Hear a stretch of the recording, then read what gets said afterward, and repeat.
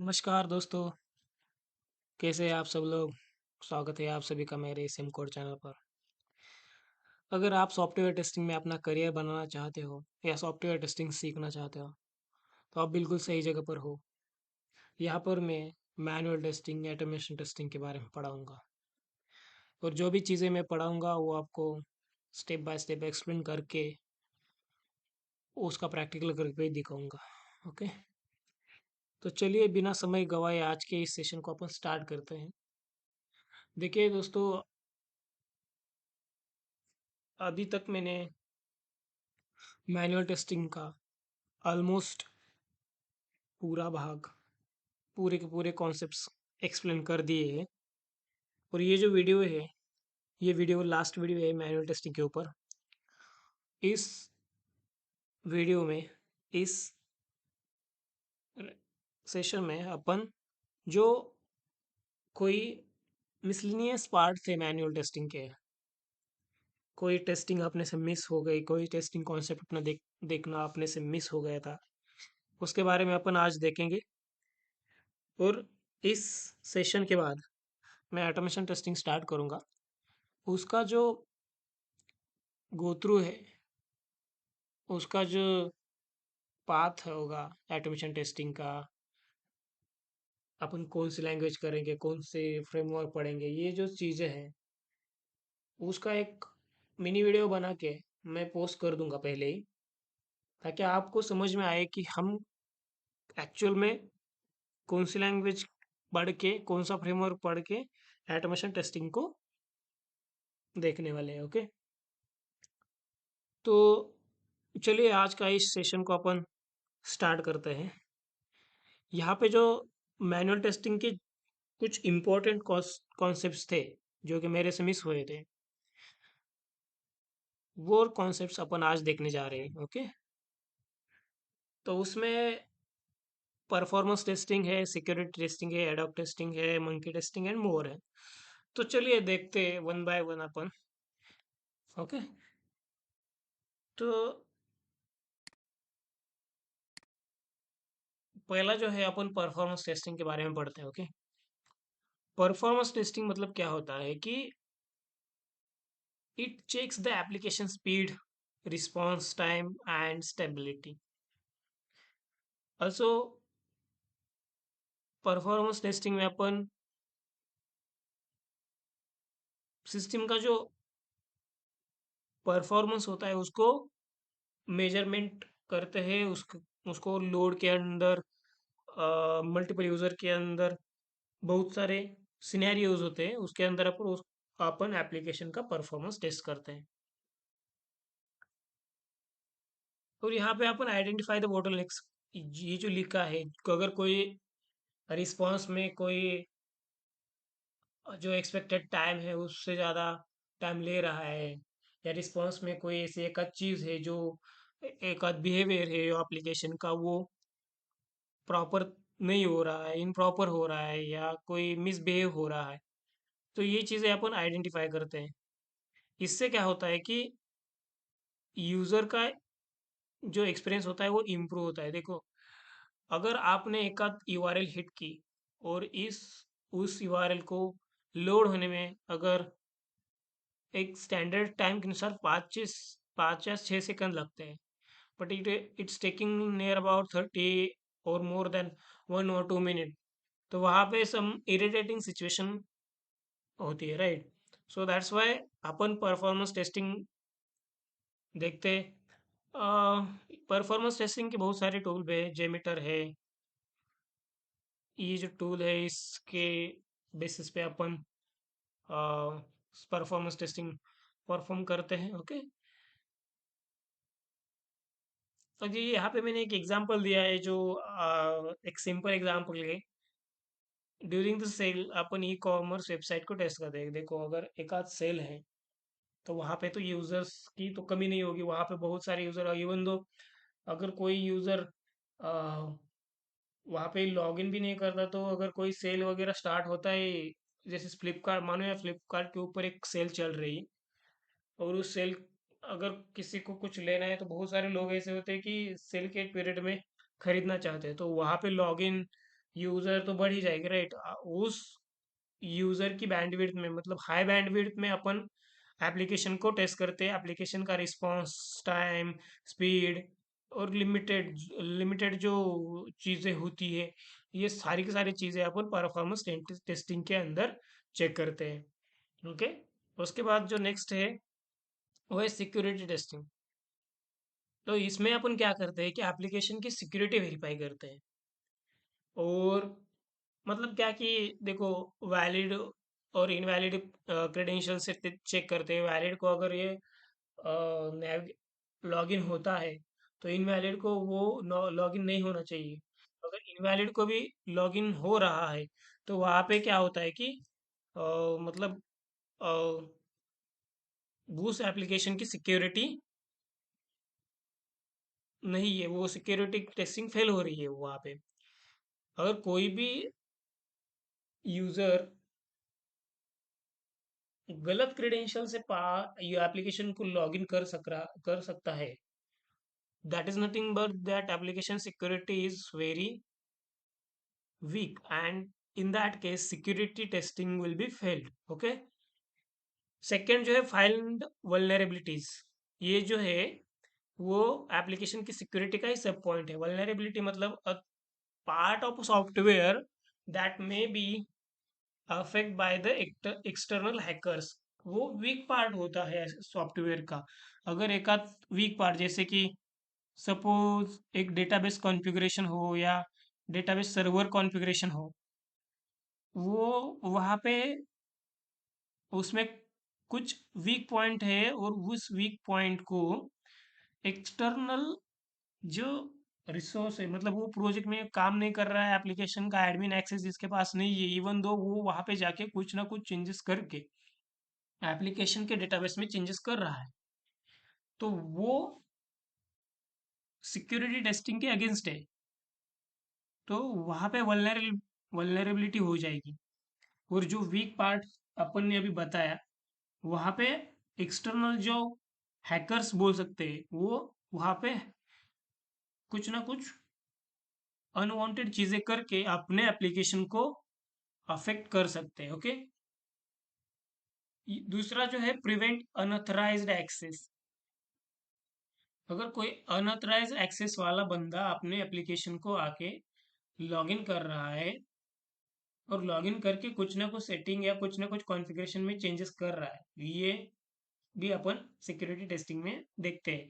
Unauthorised access nothing but, देखो अपने हर application में एडमिन एक्सेस होता है। एडमिन एक्सेस के पास हर कोई चीज़ का एक्सेस होता है, मतलब वो कुछ भी कर सकता है, कॉन्फ़िगरेशन कर सकता है कि किसी अदर यूज़र सब एडमिन या को एडमिन या यूज़र या ऐसे कोई भी रीड ओनली या व्यू ओनली, ऐसे वाले जो यूजर होते हैं उनको एक्सेस दे के या उनका एक्सेस निकाल के ये सारी चीजें परफॉर्म कर सकता है, राइट। सो अगर कोई अनऑथराइज्ड एक्सेस, जैसे कि समझ के चलो कि रीड ओनली एक यूजर है, पर वो उसके क्रेडेंशियल से वो एडमिन एक्सेस को भी लॉगिन कर रहा है, मतलब एडमिन एज एन एडमिन वो लॉगिन कर रहा है, तो वहां पे ये सिक्योरिटी टेस्टिंग फेल हो जाएगी। और क्या होता है कि तीसरा जो पॉइंट मैंने लिखा है वो प्रोटेक्ट द सेंसिटिव डेटा। देखो, अगर कोई भी बंदा आके आपके डेटाबेस को इंटरैक्ट कर रहा है, आपके एडमिन एक्सेस में जाके कॉन्फ़िगरेशन चेंज कर रहा है, तो वो सेंसिटिव डेटा डेटाबेस में जाके भी देख सक रहा है, तो वहां पे वो अपना डेटा जो होता है एप्लीकेशन का, जो प्राइवेटली रखना चाहिए, उसके ऊपर भी आप डालता है। तो दैट्स वाई अगर सिक्योरिटी टेस्टिंग अपन परफॉर्म नहीं करोगे तो वो अपन प्रोटेक्ट भी नहीं कर पाओगे अपना सेंसिटिव जो डेटा है, जो इम्पोर्टेंट डेटा है। तो यहाँ पे मैंने जो पहले एग्जांपल बताया कि लॉगिन और लॉगिन एंड पासवर्ड प्रोटेक्शन, मतलब अगर कोई user without registered user name और पासवर्ड यूज करके भी एप्लीकेशन के अंदर जा रहा है, तो वो एक सिक्योरिटी फेल्योर है। तो ये एक एग्जांपल आप दे सकते हो जब भी आपको कोई इंटरव्यू में क्वेश्चन पूछा जाए। ओके। उसके बाद जो है वो एडॉक टेस्टिंग है।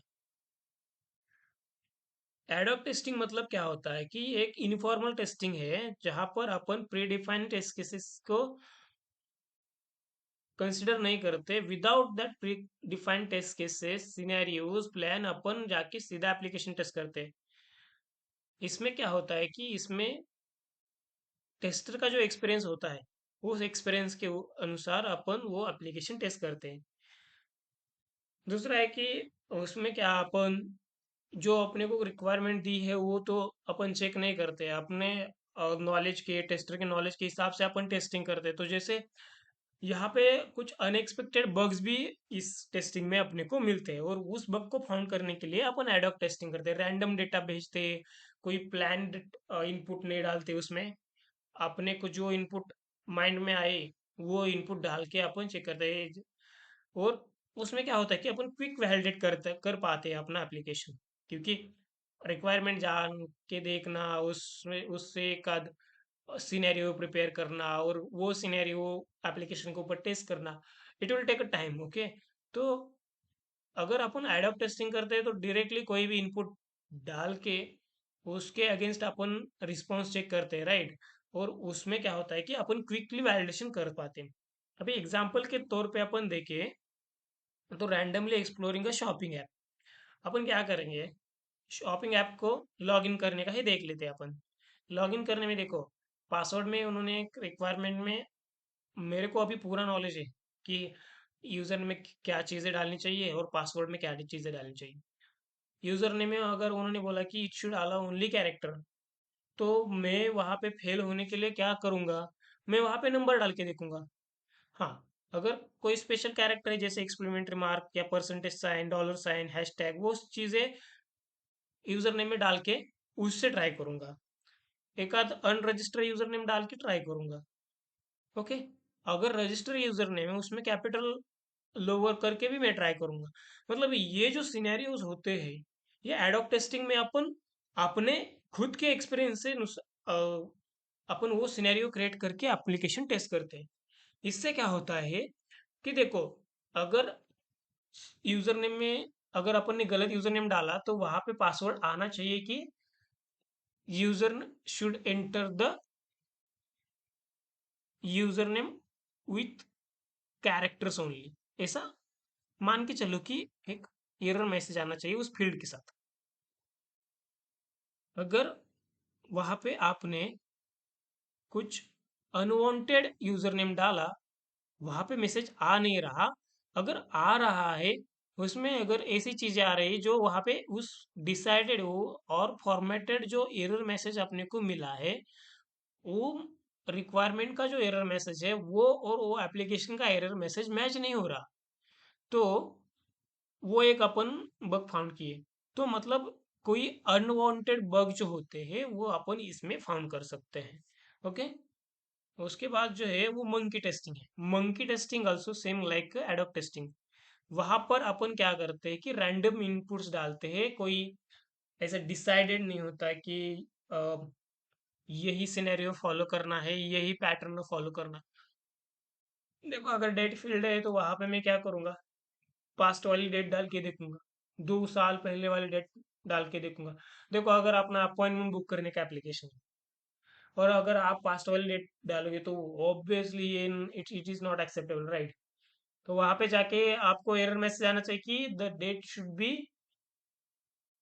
फ्यूच फ्यूचर ओनली और टुडे ओनली, करंट डेट और फ्यूचर डेट, ऐसा मैसेज आना चाहिए। और अगर उस केस में आप जाके पास्ट वाली डेट डाल रहे हो तो वहां पे एरर आना चाहिए। अगर एप्लीकेशन एरर दे नहीं रहा, अपन ने सिर्फ पॉजिटिव सिनेरियो को टेस्ट किए और ये सिनेरियो अपन मिस किया, और अपने अपन ने मंकी टेस्टिंग स्टार्ट किए और वहां पे अपन ने एक इनवैलिड डेटा डाल के डेट डाल के देखा, तो वहां पे अपने को ये एरर मिला, तो अपन ये अनएक्सपेक्टेड एरर फाइंड करने में एबल हो गए, राइट। तो मतलब अपन ने फाउंड कर दिया वहां पे। तो वो भी एरर्स अपन टेक कर करते हैं डेवलपमेंट में और बग ब्रेस करके। ओके, तो वहां पे क्या होता है कि नो प्री डिफाइंड सिनेरियो, जैसे मैंने बोला कि यहाँ पे कोई टेस्ट केसेस सिनेरियोज या प्लान्स यहाँ पे भी नहीं देखे जाते, डायरेक्टली एक आध रैंडम इनपुट क्रिएट कर दिया जाता है और उसके इनपुट के अनुसार अपन रिस्पॉन्स वैलिडेट करते हैं। चेक द एप्लीकेशन द रबर्सनेस, मतलब अगर इनपुट इनवैलिड डाल के या कोई वैलिड इनपुट या इनवैलिड इनपुट डाल के उसके रिस्पॉन्स में एप्लीकेशन कैसे बिहेव करता है, वो चीज़ें अपन यहाँ पे देखते हैं। अगर इनवैलिड डेटा को भी एप्लीकेशन पॉजिटिव बिहेव कर रहा है तो वहाँ पे बग है। अगर इनवैलिड डेटा को वो प्रॉपर एरर मैसेज दे नहीं रहा तो वो भी बग है। अगर इनवैलिड डेटा को वो डेटा अच्छी तरीके से मतलब एरर वगैरह कोई प्रोवाइड कर रहा है तो वो एप्लीकेशन सही जा रहा है। तो यहाँ पे ये चीजें देखने के बाद अपन क्लियरली से वी कैन क्लियरली से दैट कि अपन यहाँ पे जो एप्लीकेशन के क्रैशेस होते हैं वो अपन देख पाते मतलब फाइंड करते हैं, आइडेंटिफाई करते हैं, उसके ऊपर बग रेज के उसको फिक्स करके लेते हैं। इससे क्या होता है कि एप्लीकेशन की क्वालिटी बढ़ती है और एप्लीकेशन जो होता है वो फ्लेक्सिबल बन जाता है। जैसे कि यहाँ पे मैंने एक एग्जांपल दिया है कि रैंडमली चेकिंग बटन्स कंटिन्यूअसली।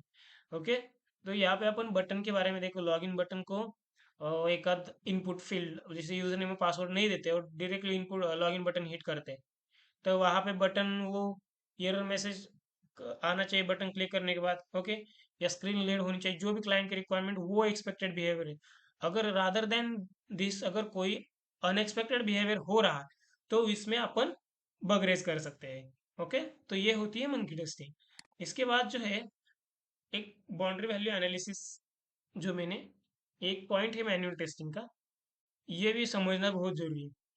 तो यहाँ पे अपन क्या करते हैं, देखिए यहाँ पे मैंने बी सी ए ये भी समझ के रखिएगा क्योंकि most of times interview just ask like explain the B C A. Okay, तो उस केस में आपको समझ में आना चाहिए कि ये बाउंड्री वैल्यू एनालिसिस के बारे में पूछ रहा है। तो देखो इसमें क्या होता है कि अपन जो वैल्यूज होते हैं वो उसको टेस्ट करते हैं एट अ बाउंड्रीज। वहां पे अपन क्या करते हैं, focus on minimum and maximum values, find the edge case defect and improve the coverage. Okay, तो यहाँ पे मैं एक्सप्लेन करता हूँ एक एग्जांपल के बेसिस के ऊपर। देखो अपने को अगर एज फील्ड है, यहाँ पे सिर्फ एज फील्ड लो, तो अपन क्या करेंगे 18 से 16 तक ये एज फील्ड वैल्यू अलाउ करेंगे। तो अपन 17 18 को करेंगे और 16 60 और 61 को करेंगे। ओके, ये हो गई बाउंड्री वैल्यू एनालिसिस। अब दूसरा एग्जांपल मैं अगर दे दूँ तो वो है पासवर्ड फील्ड। सपोज अपनी पासवर्ड फील्ड जो है वो मिनिमम 8 कैरेक्टर लेती है और मैक्सिमम 12 कैरेक्टर लेती है। तो इसमें बाउंड्री वैल्यू एनालिसिस में क्या करेंगे, अपन 7 कैरेक्टर वाला पासवर्ड चेक करेंगे और डालेंगे। मतलब जो पासवर्ड अपन क्रिएट करते हैं उसी वक्त अपन क्या करेंगे, 7 कैरेक्टर वाला पासवर्ड डालने का ट्राई करेंगे। तो उस केस में उसका एरर आना चाहिए, the password should be minimum 8 character और मैक्सिमम 12 कैरेक्टर और in between 8 to 12 character. Okay, उसमें अपन 7 को करेंगे, 8 को करेंगे। नो, 8 को भी पास हो, 7 को फेल होना चाहिए, 8 को पास होना चाहिए। वैसे अगर 12 कैरेक्टर का मैक्सिमम है तो 12 को अपन ट्राई करेंगे, 12 को वो वैल्यू एक्सेप्टेबल होनी चाहिए। अगर अपन ने 13 या इसके ऊपर डाल दिया तो वहां पे वो एरर मैसेज आना चाहिए। ये होता है बाउंड्री वैल्यू एनालिसिस, मतलब जो वैल्यू वहां पे रिक्वायरमेंट में दी जाती है उसके nearest value, nearest minimum value और बियॉन्ड दैट मैक्सिमम वैल्यू अपन जाके उसको टेस्ट करते हैं वो इस बाउंड्री वैल्यू एनालिसिस में। ओके, उसके बाद जो है इक्विवेलेंस पार्टीशनिंग। तो यहाँ पे क्या होता है कि divide data into valid and invalid groups. इसमें क्या क्या होता है कि reduce the number of test cases. Test case यहाँ पे टेस्ट रिप्रेजेंटेटिव वैल्यूज होती है और यहाँ पे अपन एफर्ट सेव करते हैं। देखो यहाँ पे मैंने जो 3 पॉइंट लिखे हैं, reduce number of test cases, test representative values and saves the effort. Okay, तो यहाँ पे क्या होता है कि देखो अपने को क्लाइंट रिक्वायरमेंट मिली, तो क्लाइंट सपोज यूजर नेम और पासवर्ड के ऊपर क्लाइंट से रिक्वायरमेंट मिली, तो उससे अपन क्या करते हैं, पॉजिटिव और नेगेटिव सिनेरियो में अपना डेटा डिवाइड करते हैं। जैसे कि जो वैलिड यूजर नेम और पासवर्ड है वो जो टेस्ट डेटा है एक ग्रुप में, और उसमें रिजल्ट क्या आना चाहिए, एप्लीकेशन मतलब user should able to log in, ये एक पॉजिटिव सिनेरियो होगा। अगर पॉजिटिव नेगेटिव में क्या आना चाहिए कि अगर यूजर और यूजर नेम और पासवर्ड अगर गलत है तो वो फेल होना चाहिए। अगर वो फेल हो रहा है तो वो मतलब पास हो गया। अगर नहीं फेल हो रहा है तो वो वहां पे एरर है, अपन ऐसा मान के चलते हैं। तो पॉजिटिव में क्या रखेंगे अपन, वैलिड यूजर नेम और पासवर्ड रखेंगे। इनवैलिड ग्रुप्स में क्या रखेंगे अपन, इनवैलिड यूजर नेम और पासवर्ड रखेंगे। ऐसे ही एज का भी क्या करेंगे, एक अनदर एग्जांपल में देखेंगे। अगर एज फील्ड है उसमें अगर वो 18 से 60 तक डेटा लेती है। और अगर कोई एप्लीकेशन है उसमें अपन यूजर्स को टेस्ट कर, मल्टीपल यूजर्स है, उसको अपन टेस्ट कर रहे हैं, अगर एक आध यूजर की वैल्यू 18 से कम डाल रहे हैं, तो वहां पे अगर वो एरर दे रहा है तो मतलब सही जा रहा है अपना एप्लीकेशन। और अगर यूजर को अगर 18 के नीचे भी अपन एज डाल के भी एप्लीकेशन एरर नहीं दे रहा है, तो मतलब वहां पे कोई तो एरर है। जो रिक्वायरमेंट अपन ने दी है, जो रिक्वायरमेंट अपने को क्लाइंट से मिली है, वहां पे फुलफिल नहीं हो रही है। ये चीजें अपन इक्विवेलेंट पार्टीशन में देखते हैं। मतलब जो इनवैलिड और वैलिड, मतलब positive and negative scenarios, invalid और वैलिड ग्रुप में अपन डिवाइड करते हैं, और उससे अपन एप्लीकेशन टेस्ट करते हैं। देखो अपने को अभी पता है कि वैलिड डेटा क्या है। वैलिड डेटा पता है तो अपन पहले वैलिड डेटा को चेक करेंगे। और अगर अपने को टेस्टिंग इमिडिएटली करके देना है तो अपन वैलिड जो सिनेरियो उसको टेस्ट करेंगे। इससे क्या होगा कि एफर्ट थोड़े सेव हो गए। और जो टेस्ट मतलब रिप्रेजेंटेटिव जो वैल्यू, मतलब टेस्ट के रिस्पेक्टिव और कस्टमर के रिक्वायरमेंट की जो रिक्वायरमेंट्स जो है वो पहली टेस्ट हो जाएगी, राइट।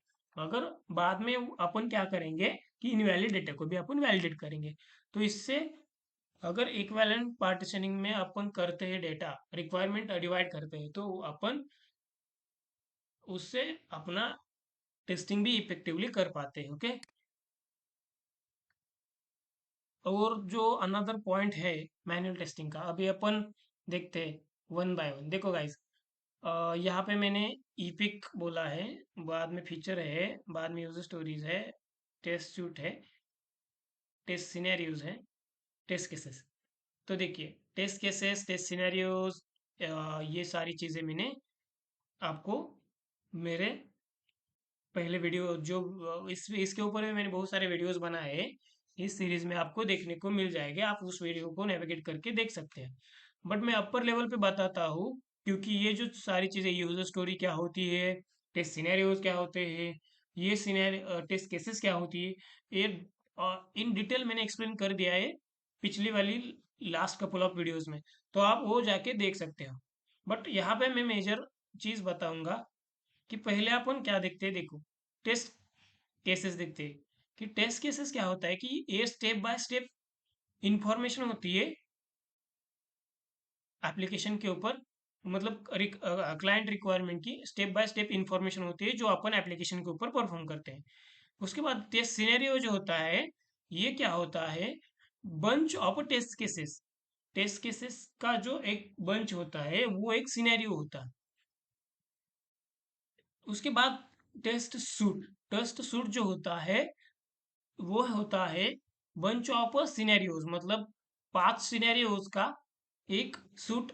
ऐसे समझ के जो लेकर 5 सिनेरियोज अपन एक आध फंक्शनलिटी के ऊपर लिखे हैं, तो वो एक सूट हो गया। ओके। उसके बाद यूजर स्टोरी होती है। यूजर स्टोरी मतलब क्लाइंट के तरफ से कोई इंफॉर्मेशन जो आती है वो टिकट या यूजर स्टोरी के फॉर्म में आती है। ओके। और उसके बाद होता है फीचर। फीचर जो होता है, एक लॉगिन फीचर है, जिसके बाद होम फीचर है, मतलब एप्लीकेशन की एक काइंड ऑफ माइक्रो सर्विस होती है। और ये उसके बाद जो ईपिक होता है, ईपिक जो होता है ये बंच ऑफ सूट्स होता है। ओके। तो इसमें क्या होता है कि लॉगिन की एक मेजर फंक्शनलिटी होती है। लॉगिन के अंदर यूजर मतलब देखो, होम पेज के ऊपर अगर आपको बहुत सारी अदर फंक्शनलिटी होती है, जैसे कि सर्च एक इपिक है। उसके बाद सर्च के अंदर आप बहुत सारे सूट्स क्रिएट कर सकते हो, उसके अंदर आप बहुत सारे सिनेरियोज प्रिपेयर कर सकते हैं, उसके अंदर आप बहुत सारे टेस्ट केसेस करते हैं।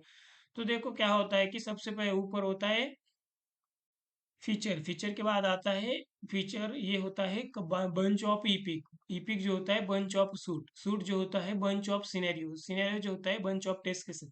एंड टेस्ट केसेस जो होती है बंच ऑफ टेस्ट स्टेप होता है। ये एक फ्लो रहता है, आप ध्यान में रखिएगा। इसके ऊपर क्वेश्चंस भी पूछे जाते हैं इंटरव्यू में। ओके। ये अपन ने देख लिया, यूजर स्टोरी देख ली अपन ने, उसके बाद टेस्ट सूट देख लिया, टेस्ट सिनेरियो के बारे में पढ़ लिया, टेस्ट केसेस के बारे में पढ़ लिया। तो देखो अब यहाँ पे मैंने एक और स्लाइड इसलिए बनाया है कि बहुत सारे जो इंटरव्यू क्वेश्चंस होते हैं, जो अपन ने कॉन्सेप्ट देखे उसके ऊपर मैंने तो मेजरली ये फॉलोइंग जो 4 क्वेश्चंस है वो मैंने फेस किए थे। और मैंने पूछे भी है इंटरव्यू में। तो देखो, यहाँ पे क्या है कि difference between test scenario and test cases, अगर इसका आपको प्रॉपर आंसर चाहिए तो आप एक, मैंने how to write test cases बोल के एक वीडियो बनाया है, उसमें टेस्ट केसेस कैसे लिखते हैं वो सारा एक्सप्लेन कर दिया है। तो वहाँ पे जाके आप क्या करो, सिनेरियोज और टेस्ट केसेस के बीच का डिफरेंस आप इजीली फाइंड आउट कर सकोगे। दूसरा है जो है BVA, मतलब boundary value analysis and equivalence partitioning में क्या डिफरेंस होता है, जो कि मैंने इस वीडियो में एक्सप्लेन कर दिया है, आप देख सकते हो। व्हाट इज एन इपिक इन आजाइल, या इपिक क्या होता है आजाइल में। देखो वहाँ पे अगर आपको ये समझना है तो मैंने आजाइल मेथोडोलॉजी के ऊपर एक वीडियो बनाया है, वो भी जाके आप देख सकते हो और इपिक को अपन समझ सकते हो। ओके। और difference between ad hoc and monkey testing, ये भी जो कॉन्सेप्ट्स है मैंने इस वीडियो में एक्सप्लेन कर दिए। तो आप ये वीडियो पूरा स्टार्ट टू एंड तक देखिएगा, जिससे आपको पूरे के पूरे जो कॉन्सेप्ट्स है वो समझ में आएंगे। Okay. So that's it guys. आज के सेशन में अपन ने जो मिसलेनियस पार्ट था मैनुअल टेस्टिंग के, बहुत सारे छोटे छोटे कॉन्सेप्ट जैसे परफॉर्मेंस टेस्टिंग इस वीडियो में अपन cover, security testing, ad hoc testing, monkey testing, ये जो चीज़ें हुई थी अपने से मिस हो गई थी, तो वो चीज़ें मैंने यहाँ पे एक्सप्लेन कर दी है। और अगर आपको ये वीडियो पसंद आए तो प्लीज़ लाइक कर दीजिएगा, शेयर कर दीजिएगा आपके दोस्तों के साथ, अगर कोई सॉफ्टवेयर टेस्टिंग में अपना करियर बनाना चाहता है। अगर आप इस चैनल के ऊपर नए हो तो प्लीज़ सब्सक्राइब कर दीजिएगा और बेल आइकन को हिट कर दीजिएगा, ताकि जो मैं वीडियोस है, नए नए वीडियोस जो सॉफ्टवेयर टेस्टिंग के रिलेटेड है, मैं यहाँ पे वीकली 1 to 1 2 वीडियोस पोस्ट करते रहता हूँ। तो अगर मैं कोई वीडियो या इस चैनल पे पोस्ट करूँ तो आपको इमीडिएटली नोटिफिकेशन आए, और आप जो मैन्युअल टेस्टिंग के जो इम्पोर्टेंट कॉन्सेप्ट्स थे है, उससे आप उस कॉन्सेप्ट को आप कर पाओ। ओके। और ये जो लास्ट में मैंने यहाँ पे एक लिंक दिए, ये मेरे टेलीग्राम चैनल की लिंक है। वहाँ पे भी मैं क्या करता हूँ, क्वेश्चंस आंसरिंग करता हूँ। अगर किसी को इस वीडियो में या इस वीडियो के कॉन्सेप्ट में कोई भी क्वेश्चन है, डिफिकल्टी से डाउट है, तो प्लीज़ कमेंट सेक्शन में डाल दीजिएगा और उस चैनल के ऊपर भी दे दीजिएगा। वहाँ बहुत जगह मैं आपको अच्छी तरीके से उस क्वेश्चन का आंसर दे दूंगा और सॉल्यूशन दे दूंगा। ओके। तो दैट्स इट गाइस, आज के लिए इतना ही। ये चलो मिलते हैं नेक्स्ट वीडियो में। अपन नेक्स्ट वीडियो से नई सीरीज स्टार्ट करने जा रहे हैं ऑटोमेशन टेस्टिंग की। तो मिलते हैं नए नए कॉन्सेप्ट्स के साथ आने वाले वीडियोस में। Thank you guys, keep learning.